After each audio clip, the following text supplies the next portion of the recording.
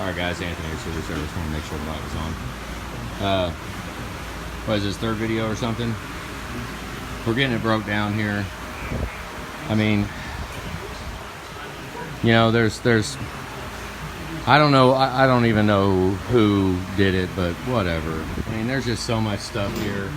Okay, this bolt right here, guys, the one with the Torx bit in the end of it, does not go on the turbo feed tube. Okay, and this was actually hooked on the VGT wire and it was just hanging out. Whatever, that's, you know, it's not going to kill the truck. I got wrong bolts going in. That's a 13 millimeter into the turbo pedestal. And then to make matters worse, you can see down in there, I don't think I can zoom with it.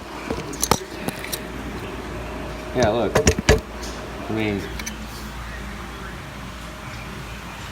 whatever. But you know, but I honestly, the heat shield was just laying here.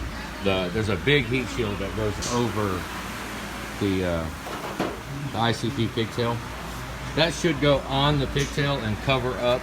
Oh, sorry. That should go on the pigtail and cover up the entire sensor like that. That's how it's supposed to go with the wire out. Well, it was just laying down there.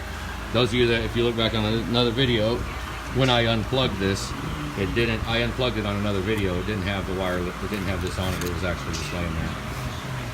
So I mean, I guess the moral of what I'm getting at right here is, you know, somebody says they want to, they'll do a delete for $1,500 or something like that. You get what you pay for. I mean, you get exactly what you pay for. You do some, you know, just grab a freaking bolt. If it threads in the hole, there you go. It's done. Good. Thread it in the hole. Who cares?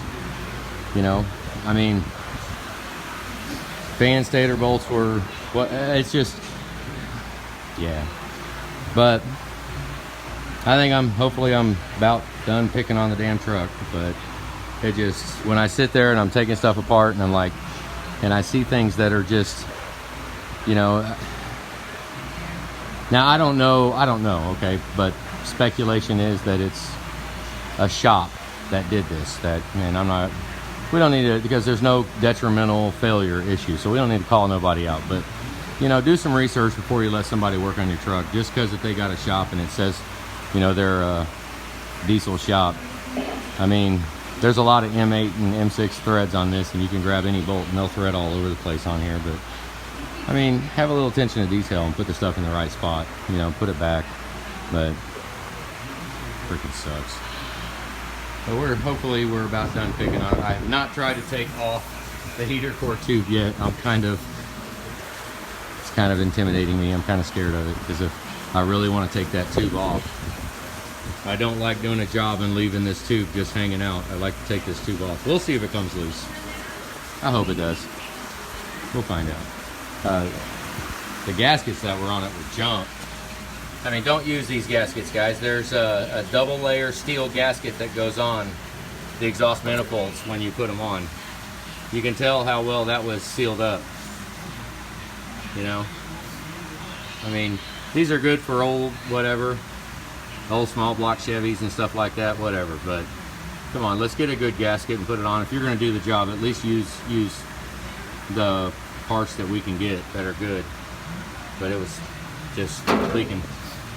We are going to be probably, yeah, we're replacing this manifold. Look at the groove in it. You see how it's all rusted away. Granted, the up pipe seals right there, but that's just too tight.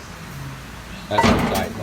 What happened was they did the up pipe and they couldn't get it apart, and they sold a new manifold. Yeah, that one looks, we can use that one. That one will be all right. But that's a Dorman one or something, isn't it? I don't know. It's weird that it has that flange on it right there. See the casting, that line right there? Those factory ones don't have that solid cut line on it.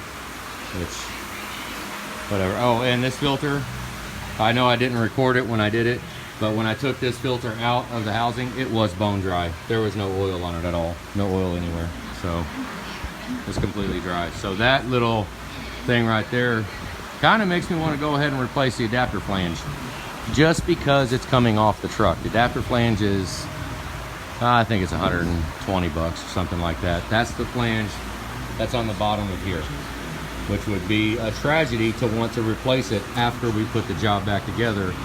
If we put a Motorcraft filter in it and we still take it out and the filter's dry with the right filter in it, what I'm getting at is the bypass valves on the bottom could cause it to leak down, and that filter could cause it. Either one or a combination of both, whatever. But I don't think it's worth it to gamble to go ahead and use this adapter flange that's on here. The top piece of the oil cooler.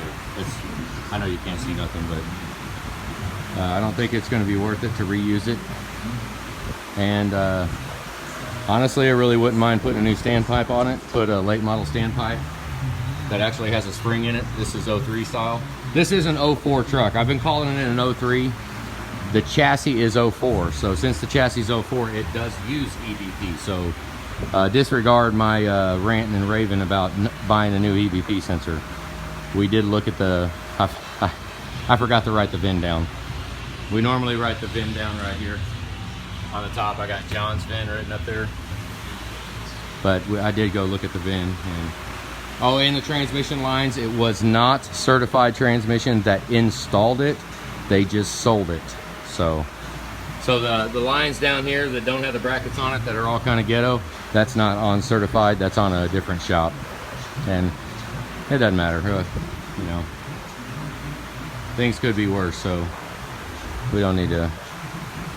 I'm about sick of calling people out because, you know, whatever. It just, sometimes it just isn't worth it because nothing's going to change anyways. All it's going to do is, you know, let people eat. I mean, people got families and they're just trying to eat. And if the customer is okay and the job got done and they're back on the road, then who am I to go, you know, complaining about it? I don't need to call them out specifically, but I can call out the specific instances that aren't right.